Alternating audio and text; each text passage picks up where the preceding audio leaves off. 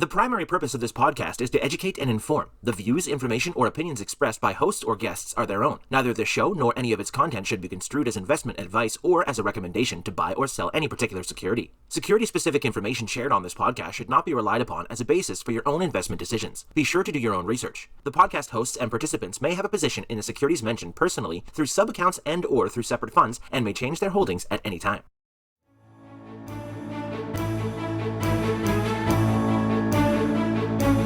Welcome to This Week in Intelligent Investing, where we examine timely and timeless investing topics to help you become a better investor. Enjoy authentic, unscripted discussion featuring Phil Ordway, Elliot Turner, and other thought-leading investors, brought to you by MOI Global. And now, here's your host, John Mihaljevic.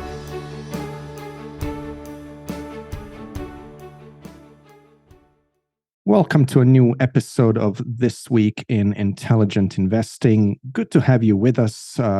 Great discussion ahead with my co-hosts, Elliot Turner and Phil Ordway. Elliot, why don't I turn it to you to kick us off, please? Great. Thanks, John. Hello, everyone. Good to be here again.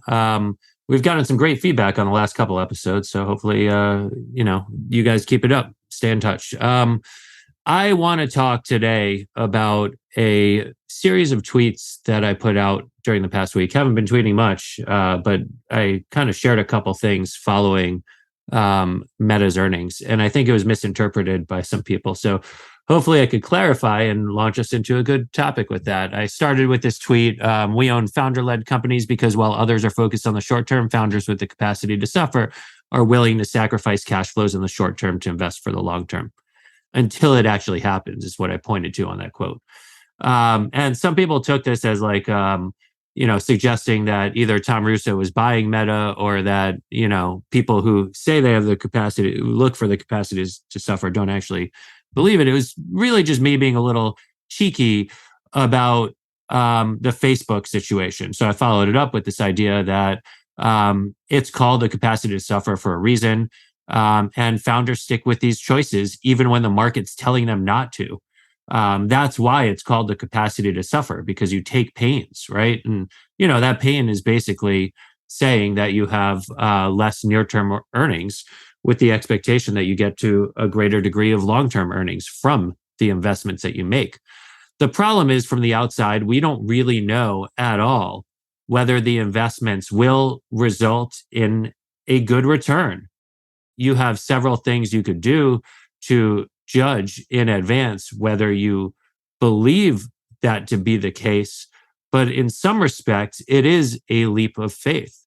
So I suggested that in order to help investors see it through, you need companies with little terminal risk. You need a history of successfully making such investments and sacrificial choices. And you also need a stable shareholder base. You need a shareholder base who knows at the outset that they're buying into a company whose founder that's leading the company very well might make decisions with a long-term mindset that lead to short-term suffering. So, I found one of the quotes I liked on Tom Russo talking about the capacity to suffer, where he says the three prongs that I look for when investing in a business are the 50-cent dollar, the capacity to reinvest in great brands, and the capacity to suffer. The capacity to suffer is key because often the initial spending to build on these great brands in a new market has no initial return. Many companies will try to invest smoothly over time with no burden on currently reported net income.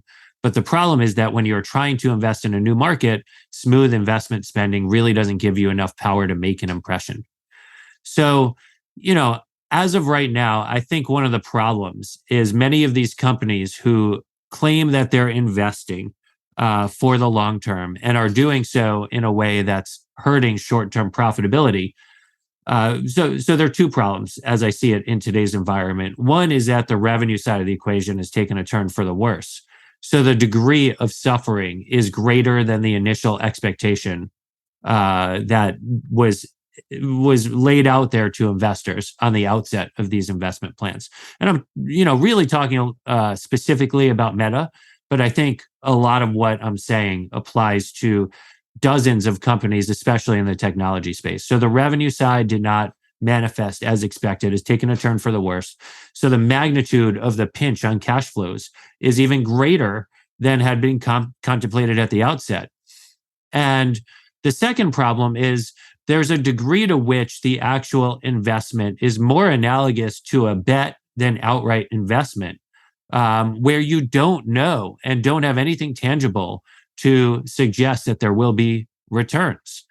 So one of the pushbacks I got to my tweets is that it's very different to contemplate an investment in a new market geographically than it is to contemplate investment in an entirely new technology that's perhaps related, but not directly tied to the business you're talking about. And, I think that there's maybe a little less truth to that, though there is a shred of truth. And I say a little less truth because the world is littered with examples of companies who tried to expand geographically and were not successful at all. And these include great companies with the capacity to suffer, like Walmart and Home Depot, for example. So, I give those as examples because, part of the point was that companies with easy to understand unit economics could push them internationally with a little more ease. And, those ones kind of are there, but it's just not that simple. And it might, I think one of the things that both those companies did well was they cut their losses early. So you don't know when you should stop the capacity to suffer, but that's something that's there.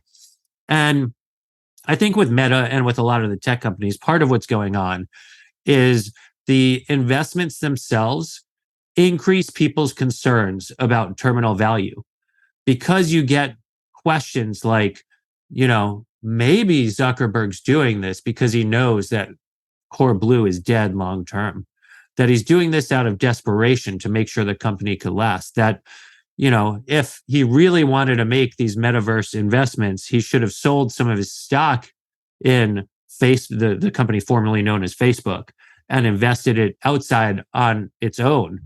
And so, the inference is that, oh my God, this is a warning sign, not an actual opportunity. So, I think these are some of the problems and some of the questions I have. I'm not sure the degree to which any of this is true. I think it's really hard. I think it's especially hard as you have rising capital intensity at core Facebook. But, what I do find interesting is the degree to which there is very strong underlying earnings power, and how there are ways that we as investors could use our tools to say, hey, let's say he burns $100 billion on Reality Labs over 5 years. Okay, so let's mark that off of core Meta. What's the rest of it worth? And, come up with your own assumptions, et cetera.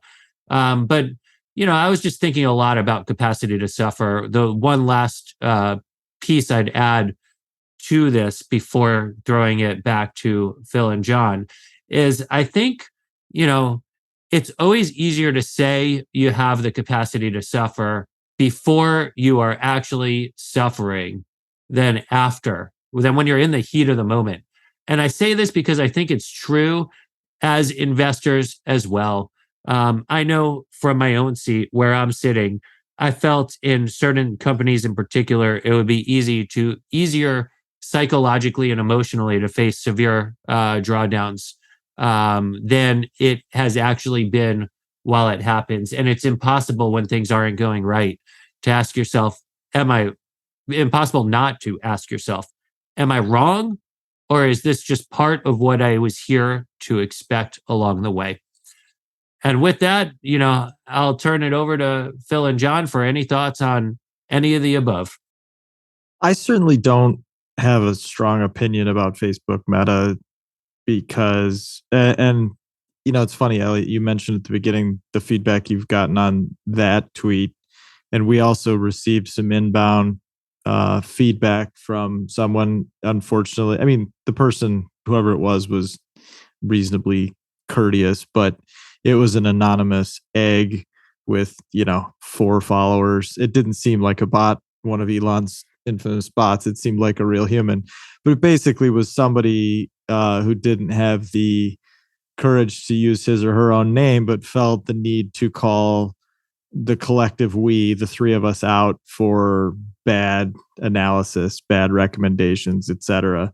And I thought And it they was were worth. specifically my ideas, by the way, Phil. So I hereby absolve you of any responsibility or blame that this egg was throwing at us. Fair enough. That it wasn't clear that he knew that, but I think you're right. But anyway, he or she knew that they were yours. But I think it's worth pointing out, and I try to do this every time we talk about a specific company or security or idea, that if I do have a vested interest in it, and again, I'm a long only investor. I've shorted a lot in the past, but I don't short anymore. I have no plans to short anymore. If I do happen to own something on the long side, I would explicitly acknowledge that at the beginning. And to the best of my knowledge, I have never partaken in one of these conversations where I did, in fact, own something, unless it was something roundabout. I do own Berkshire Hathaway, for example, and we've talked a lot about Berkshire Hathaway and Buffett, et cetera. But in this case, I certainly have no vested interest in Facebook, Meta, as it's known now. I've always been, I guess the best way to describe it is, an agnostic about the company. I have never had any confidence in my own ability to figure out where the company would be in a very short period of time. And this is a good example of it. I think we can all agree, whether you love or hate the company, own it or short it, or indifferent about it, we can all agree that the company had a meteoric rise. And in some cases, and I would argue in many or most cases where a company has a meteoric rise, you have to be aware of the fact that that means you're more prone to a meteoric fall. And it could be because of management missteps, and we can talk about whether that's the case here, or it could be because of the nature of the industry. And I would say my concerns were more on that end of the spectrum, namely that this is an industry that changes quite quickly. This is an industry that's prone to rapid shifts in the way people communicate, the way people consume information, the way that business model is disseminated to its customers, so to speak. And, I look no further than the fact that this business would be in a far different place without Instagram, which again, when it was bought for $1 billion, however many years ago that was now, I thought seemed aggressive, and it turned into one of the greatest acquisitions of all time in terms of the value it created and the bargain that they purchased in that acquisition. But here we are again, where I think anyone who's not been living in a cave would have heard of TikTok over the past few years.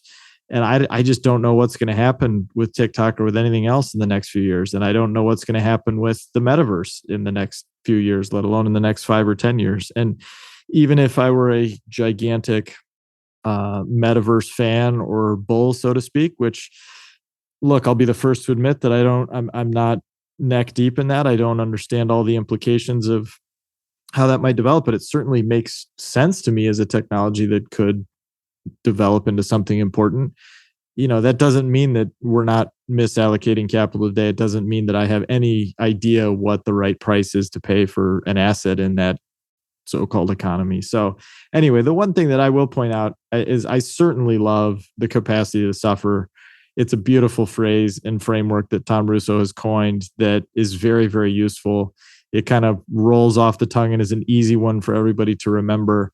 And he's obviously exploited it to great profit over many years. I think the key is that, and I hope I'm not putting words in his mouth, maybe we could pose this question to him directly, is that if you're going to invest in the capacity to suffer, you generally need to A, be very sure that you're right, and B, you're probably going to be hunting more in areas that are prone to less dramatic change. They're more prone to reversion to the mean rather than these paradigm shifts that, can come along every 3, 5, or 10 years and just blow something out of the water, right? I mean, I think one of the primary appeals to him of something like Nestle is that it's survived well over 100 years and is likely to survive for decades to come. And there just isn't very much that's going to blow Nestle out of the water in a short period of time. And that if there is something that starts to change, it'll be something where he can underwrite and handicap those odds over, a longer period of time and give him a chance to adjust as things come along, right? Whereas in this case, look, I mean, I know plenty of people that very astutely made relatively early investments in Facebook and said, look, if Zuckerberg ever starts spending above X, that's insanity. This is a business that doesn't need that kind of reinvestment. I would be a seller at that point. And instead, here we are, right? I mean, it's very easy to get seduced along the path. I mean, the only other thing that I would call out that kind of runs contrary to the capacity to suffer. In this case and this is where, we also, I'll take part of this, Elliot, for sure. With the feedback we got was that, it can sound like we're sitting up here just preaching in a holier than thou kind of way. And like, we're never wrong. And you guys are all morons. And this management team did this wrong and blah, blah, blah. And look, I get it. That can be how it sounds. And I hope anyone that's listened regularly would agree with the fact that we, and I do mean all three of us, and I hope I'm included in that, try to be very upfront about the fact that business is hard, investing is hard, and we all get things wrong. I've certainly gotten things wrong. I've made lots of mistakes. I will continue to make lots of mistakes. And so if I sit here, it's not lost on me as to how ridiculous it is to be calling out Mark Zuckerberg for anything, because he's had enormous success along the way. And who am I to be criticizing anyone, let alone someone with his level of success? That said, if I were in his shoes, or if I were one of his advisors or directors or employees or friends or whatever along the way, and I have said this in real time, and I would say it to him in real time or in hindsight, it's just very aggressive to be reinventing the company, literally renaming it, literally trying to reinvent it to the tune of tens or potentially $100+ billion of spending, while at the same time you take debt from 0 to 25 billion, and while you buy back, what's the number now, Elliot, like $60 billion of stock, and doing that buyback on a very accelerated timeline, and doing it in a pandemic, doing it at all-time highs, which look was also reasonably just obvious. slow the pace of buybacks now after having gone very aggressively last year. And they were buying back the stock to really just offset dilution. Like, let's be honest, they shrunk the share count by something like 5 to 10% at the most, and spent tens of billions of dollars to do it when they knew they were going to need tens of billions of dollars to do this metaverse pivot. And so if you're not making an investment in the stock, you're just covering up the dilution.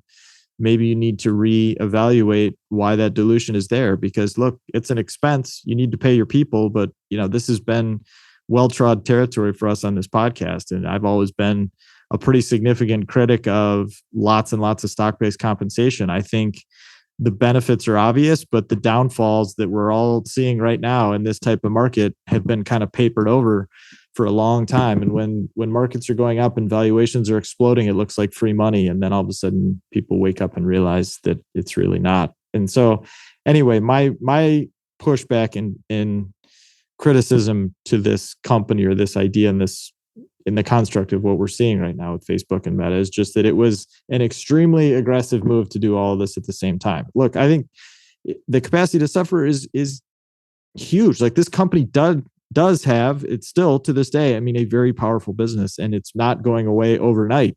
I'm not saying that at all. And it's smart to say, okay, we're starting to see some cracks in the foundation here. Let's rebuild the whole house. Let's shore up the foundation from the bottom up and make sure we've started from scratch and really dug in here. That's exactly what you'd want from a forward-thinking management team. But to do that at the same time that you've done these other things is just probably doubling down on too much risk for my liking.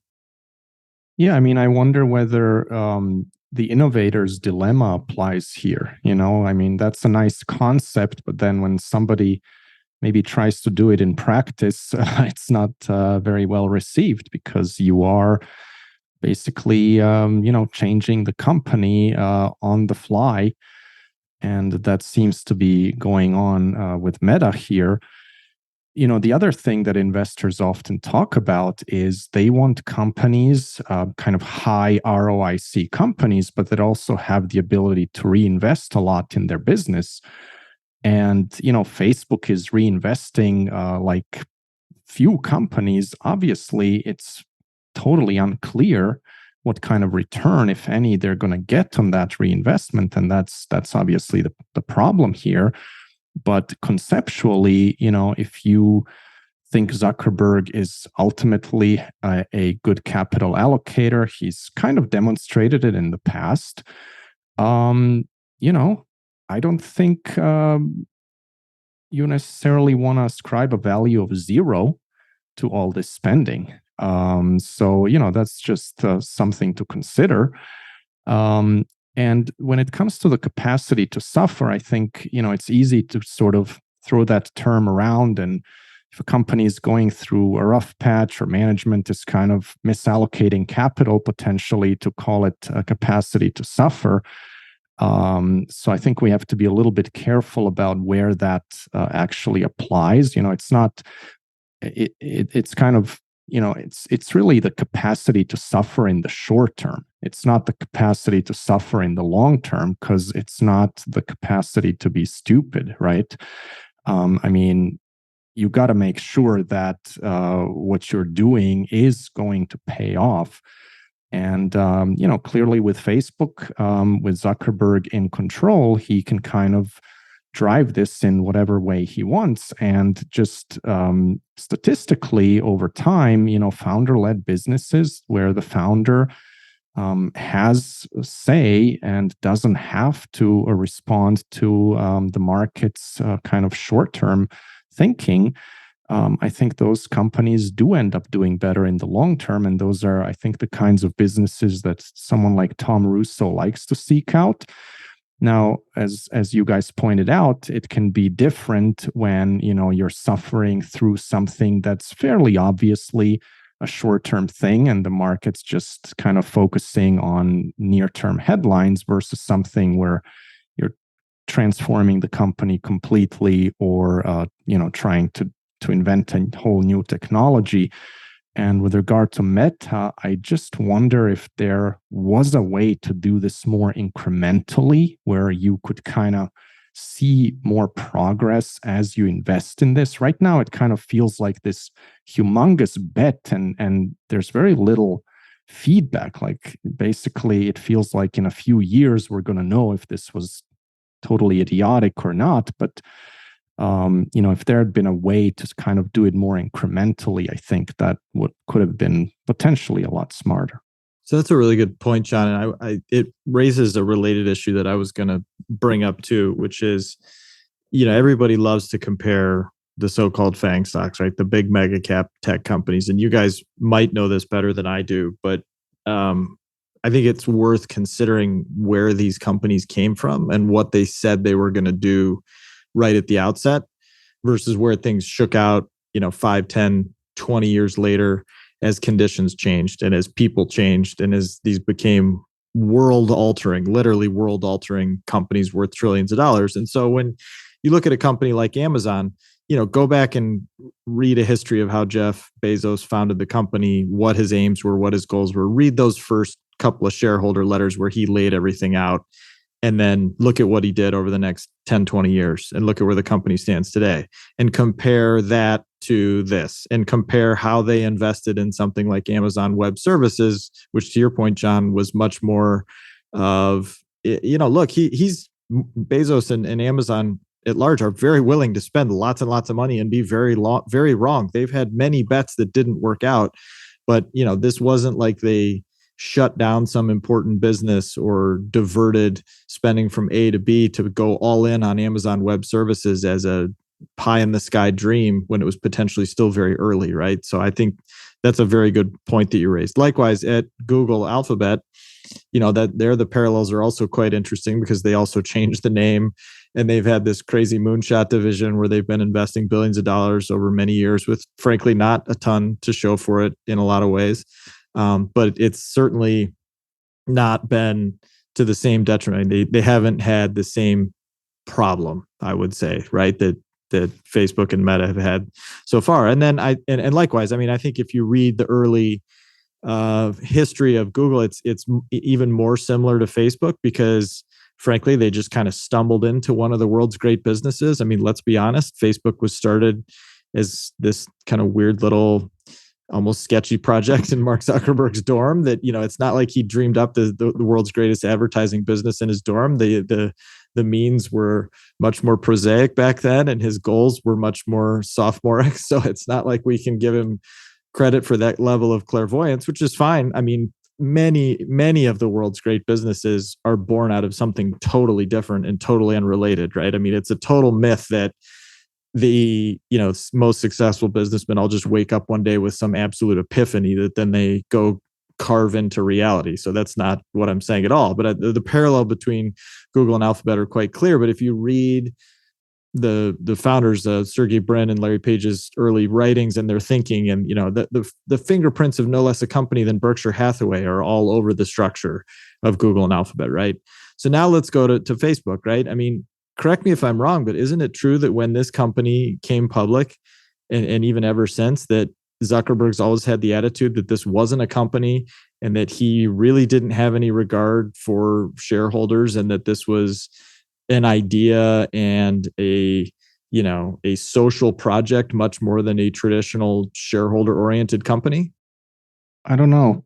I don't know about that, but I'll have to go back into the share. I'll have in the show notes. Then I'll try to link to it, because I'll be honest, to me, I didn't it sounds prepare that more in like advance. But yeah, to me, it sounds more like Jack Dorsey. I mean, well, that's true. Sure. Zuckerberg has run a very profitable business from very early on. And that's why I always kind of thought of it as much more shareholder oriented than even a Google, although that's been super profitable as well. So I'm not sure about that. It's funny the amount of times, speaking of Jack, that I, in sharing my thoughts on Twitter through the years, people said, why not just make your life easier and buy Facebook? Because Zuck's a ruthless capitalist and Jack is a money-burning hippie. And, look where we are today. There is no, I'm not saying, I got anything right with Twitter, because it would probably be a $10 stock had it not been for Musk in this juncture. But it just goes to show how it's just not that simple, especially the Facebook side of the equation. You don't know how the market's going to value any of these assets at any given time. And one of the realities of Facebook/Meta that is unlike Twitter, and I think it actually helped in Twitter's case quite a bit in two ways, is that Facebook, Zuck has total control. There is no way that anyone in the world could buy enough shares and still outvote Zuckerberg. But Twitter never had A and B shares. And so it was always a truly public company in that sense, where, were they not appropriate stewards? And especially given the fragmented ownership, an activist like Elliot could come in and insist on some changes, or an influential billionaire like Elon Musk could buy enough shares to effectively force the company to sell itself to him.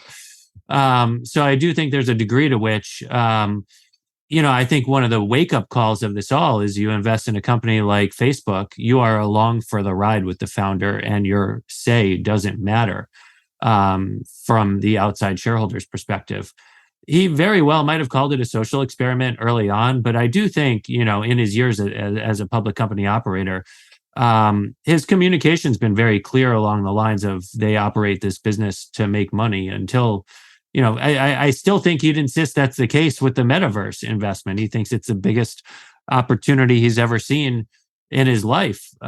So why shouldn't he put his money behind it? I think the contention would be, do it in an entirely different vehicle so that your shareholders could, make the conscious choice of whether or not that's something they want to do. And not just shareholders, but employees. There are a lot of employees who have a lot of stock in what's now Meta, who worked at Facebook who all these years, who have considerable portion of their own wealth in it. And they have to see their work tied to something that they may or may not believe in. So I think that's challenging, and I do see a lot of flaws with the way it's structured, and so my capacity to suffer was like really tongue in cheek. But I do think it's related to this notion that John, you referenced it, but founder-led companies, you want to invest in people who are founders, who have the ability to make very long-term bets, who have the ability to see it through even when there are doubters. The problem is the market could punish you quite viciously along the way. And for Zuckerberg, I think even if the stock were down another 70 some odd percent, it wouldn't change his life at all. So he has no reason to even think about changing what he's doing, so long as he believes. But the reality of it is, for the stock, it would have been a lot better had he made it a small bet with testable metrics of what he would choose to use as signals to lean into it farther, as opposed to just a massive upfront bet. By the end of next year, he'll have invested well upwards of $20 billion in it, and to earn their cost of capital, he'll need over $2 billion of annual contribution. And it's hard to fathom a path to that degree of contribution coming from the metaverse anytime in the near future. So that's really hard to underwrite to. So to circle back on this, I found what I was referring to earlier, and it was almost exactly 10 years ago. It was Zuckerberg's original letter to shareholders filed in conjunction with the S1 in 2012. And again, I think this is I'm not trying to overstate this too much. And I agree, he's actually been a very effective capitalist. I think that may be somewhat more ancillary to his purpose in life than people maybe give him credit to if they're fans of his. And here's why. So this is taken directly from the letter in the filing. Quote, Facebook was not originally created to be a company. It was built to accomplish a social mission, to make the world more open and connected. We think it's important that everyone who invests in Facebook understands what this mission means to us, close quote. And again, only he knows what he meant by that. But if you want to take a glass half empty view, which I kind of do, because, look, we've talked a lot about puffery and, claptrap in the corporate world. Let's be honest. I mean, that he's 100% correct in the first sentence, which is that Facebook was not originally created to be a company, right? This was like a really high IQ, frustrated 19-year-old trying to, look up all the girls in his dorm kind of thing. And then again, through no fault of his own, I'm not being critical of that at all. It turned into one of the greatest businesses of all time. But then to say in 2012 that the mission of the company is to make the world more open and connected, and to kind of stick with that line over time when it was very clear that was, again, like not really what mattered. I think that, and look, it could be that he genuinely believed that. My response would be that a lot of executives in his position, I'm not throwing stones here, I could very well be one of them if I were somehow in his shoes. It's very easy to believe that you're actually doing good here and actually making the world more open and connected, when the evidence, certainly in the last 5 years, is that this has been probably far more negative than positive in terms of the world's dialogue and openness and connectedness. But I think a lot of executives, and particularly of these very powerful media companies, and that goes all the way back to newspaper magnates back in the day, they develop a God complex, and they really think that they are doing God's work and providing what the people need. And they're the conduit of truth and information and light. And so I think he probably sees the same thing as being true for the metaverse. He sees it as the next great leap in communication.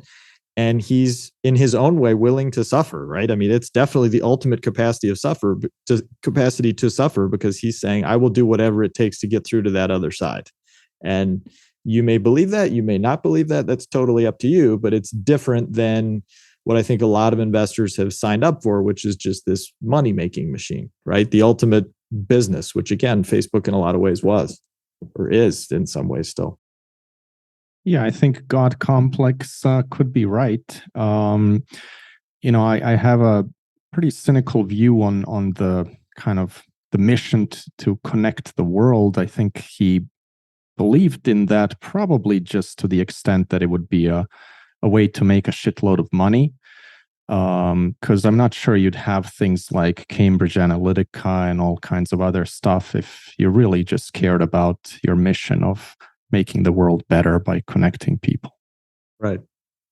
And look, I mean, there's plenty of other things here that give you clues as to I've always said this, and I do think it's true. I think people lose sight of it, is that what the mission of the company, and I mean the mission of the company started out to be, does matter. It at least matters through a full generation of executives, right? So if Zuckerberg were no longer the controlling shareholder, no longer the CEO, then we could have a debate as to whether or not it still mattered. But we're not actually a company. We're a social mission to make the world more open and connected. Still matters. It's still relevant to Facebook today. Move fast and break things still matters today. The hacker way still matters today. Done is better than perfect still matters today. I mean, those were literally things that were painted on the walls, like imprinted on corporate materials everywhere you look at Facebook. And so those things still matter, and you have to decide whether that's a vision you align with as an investor or not. Absolutely. Elliot? Yeah, it's always hard to judge some of those things, right? In the beginning, move fast and break things could theoretically be incredibly smart. You want to not be bound by certain rules, and at a certain point, you become someone who's earned, for better or worse, so much trust that move fast and break things is way more bad than good. And it's hard to give up on those things. And I think back to Google with "Don't be evil," which is no longer the mantra there. Great point. But certain things come with really complex, nuanced requirements. And just because Google gave up "Don't be evil" doesn't mean they believe that, but it's really hard to take and hold certain conflicting opinions or policies, and not risk being called evil by someone. And so I think there's a certain point where you could like look away from certain initial callings, but at the same time, I think you're totally right. This whole idea of opening the world socially, I mean, they are what even they themselves have held up as a walled garden. So they've actually closed off considerable portions of their ecosystem. And that's part of why I and I think others had called Zuckerberg a ruthless capitalist to that extent, because it was an incredibly shrewd and lucrative move financially, but it was not in the spirit of openness. I think you raised some really good points about this all. And the "Don't be evil" thing's fascinating. That's a great point too, because I remember when they came out with that, and I was really confused. And it proved that a couple things. I mean, it proved that they were forward thinking, right? And that, I mean, look, everybody's always had forward views about the potential dystopian nature of all manner of technology. So I guess that's not novel or interesting, but it was a little bit jarring, I think, for your average non-sophisticated investor. And I would certainly include myself at the time, about Google specifically, which is that like, oh, this is this happy little search engine, and they have email and they have stuff, and like, what would be evil about that, right? And look, I actually think Google and Alphabet have not done anything even remotely. I wouldn't put them in the category of bad actors by any stretch of the imagination. I'm sure there are plenty of people out there with a sharper take on that, and some of them might be on the other side of that debate. But look, all big companies with lots of human beings involved end up having bad things happen. It's just the nature of humanity. People are messy. People make mistakes. A certain subsegment of people do bad things for all sorts of reasons. That's just life. I totally get it. And I wouldn't hold Google and Alphabet out as a negative example by any stretch of the imagination. I do think it's fascinating that they started with the "Don't be evil" thing at a time when it didn't seem necessary, and then they dropped it later when it would have been a lot more relevant. And now people hardly think of it or hardly talk about it. But anyway, another really interesting way is that I'm just scrolling down to the end of the letter, the S1 letter from Zuckerberg. He talks about all his goals. He goes through this kind of interesting conversation about engineering as he starts about our mission in our business. And he says, simply put, we don't build services to make money. We make money to build better services. And that's great. I mean, I think that aligns with the playbook for most great companies. I think most great companies want to do something where the money is the measuring stick and the financial returns are part of an obligation to their stakeholders, but it's not the end all be all. And then he walks through the hacker way and how the culture is open and meritocratic, and he kind of keeps on going, but then he goes into focus on impact, move fast, be bold, be open. And he closes with build social value and says, once again, Facebook exists to make the world more open and connected, and not just to build a company. So again, we can all have our own take as to what that means, but I would argue that he meant that and still means it. And I think that has pretty interesting implications. Well, Elliot, final words? Yeah, that is interesting. That make money to make services, I guess, is how you build a perpetuity in technology when certain things don't last forever. But it is interesting. I should have reread that in light of this conversation in advance. I'm glad you put that out there, Phil. All right. Well, thank you so much, Phil and Elliot, for another great discussion. I hope everyone listening enjoyed it as well. Take care for now.